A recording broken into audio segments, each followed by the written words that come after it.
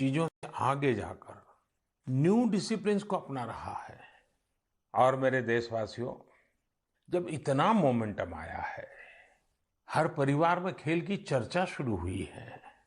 आप ही बताइए मुझे, क्या ये मोमेंटम को अब थमने देना चाहिए, रुकने देना चाहिए?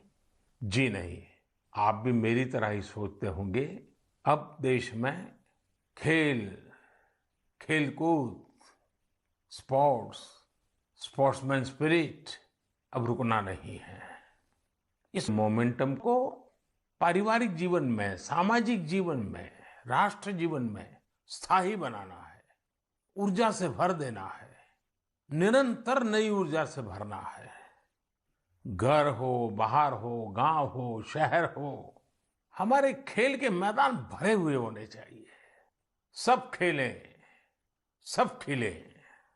और आपको याद है ना, मैंने लाल किले से कहा था, सबका प्रयास। जी हाँ, सबका प्रयास। सबके प्रयास से ही भारत खेलों में वो ऊंचाई प्राप्त कर सकेगा जिसका वो हकदार है। मेजर ध्यानचंद जी जैसे लोगों ने जो राह बताई है, उसमें आगे बढ़ना हमारी जिम्मेवारी है। बरसों बाद देश में ऐसा कालखंड आया है कि खेलों के प्रति परिवार हो, समाज हो, राज्य हो, राष्ट्र हो, एक मन से सब लोग जुड़ रहे हैं।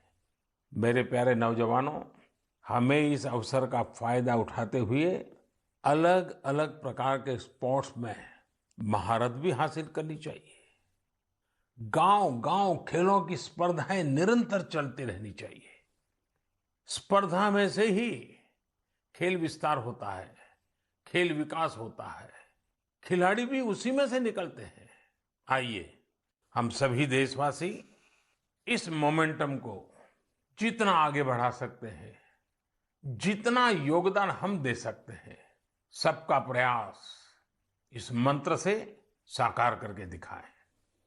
मेरे प्यारे देशवासियों, कल जन्माष्टमी का महापर्व भी है। जन्माष्टमी का यह पर्व यानी भगवान श्री कृष्ण के जन्म का पर्व। हम भगवान के सब स्वरूपों से परिचित हैं। नटखट कन्हैया से लेकर के विराट रूप धारण करने वाले कृष्ण तक, शास्त्र सामर्थ्य से लेकर के शस्त्र सामर्थ्य वाले कृष्ण तक, कला हो, सौंदर्य हो, माधुर्य हो, कहाँ कहाँ कृष्ण है। लेकिन ये बातें मैं इसलिए कर रहा हूं कि जन्माष्टमी से कुछ दिन पूर्व मैं एक ऐसे दिलचस्प अनुभव से गुजरा हूं, तो मेरा मन करता है मैं ये बातें आपसे करूं। आपको याद होगा, इस महीने की 20 तारीख को भगवान सोमनाथ मंदिर से जुड़े निर्माण कार्यों का लोकार्पण किया गया है। सोमनाथ मंदिर से 3-4 किलोमीटर दूरी पर ही भालका तीर्थ है। ये भालका तीर्थ वो है जहां भगवान श्री कृष्ण ने धरती पर अपनी अंतिम पल बिताई थी।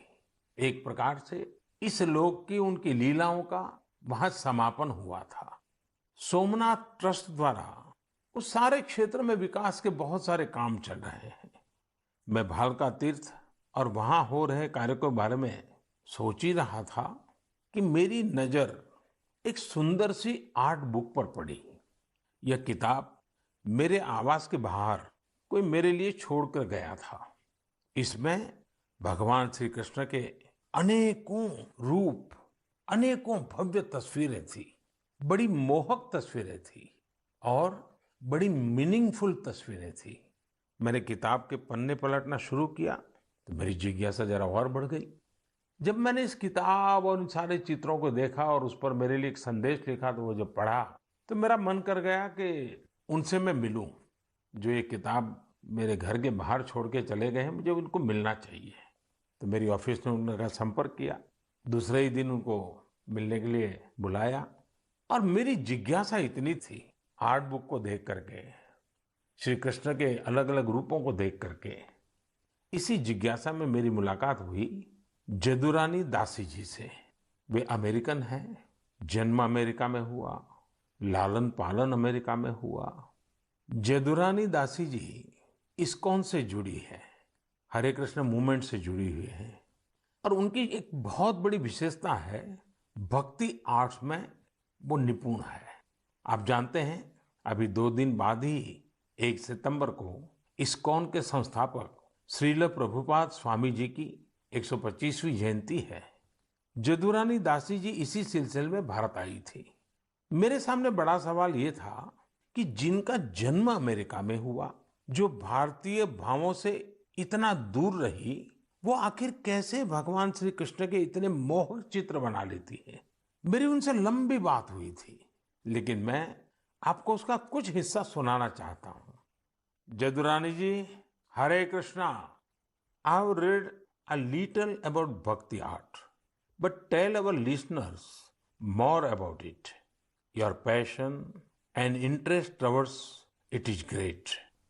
So, Bhakti art, we have one article in the Bhakti Art Illuminations, which explains how this art is not coming from the mind or imagination, but it's from the ancient Vedic scriptures, like Brahma Samhita, Venum Karaini Patitam Skalitam Sikanda, from the Goswamis of Vrindavan, from Lord Brahma himself, Ishvara Paramakrishna Sachidananda Vigraha, how he carries the flute, how all of his senses can act for any other sense.